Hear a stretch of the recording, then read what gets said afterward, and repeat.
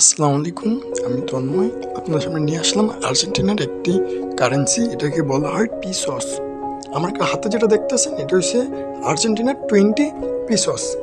আর্জেন্টিনার সব নোট এভাবে ভার্টিক্যাল হয় না, কিছু কিছু নোট ভার্টিক্যাল, কিছু হরিজেন্টাল।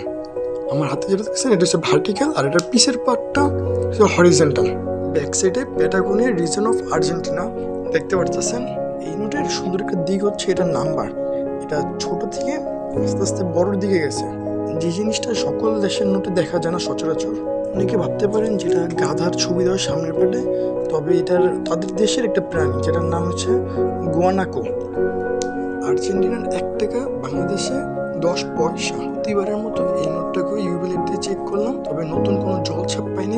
নর্মাল যে নোটের সুতো থাকে তেমন সুতোই আছে। আমার হাতে যে নোটটা দেখতেছেন এটা কোন দেশের এবং এই কারেন্সির নাম কি, যারা জানেন তারা কমেন্টে জানান।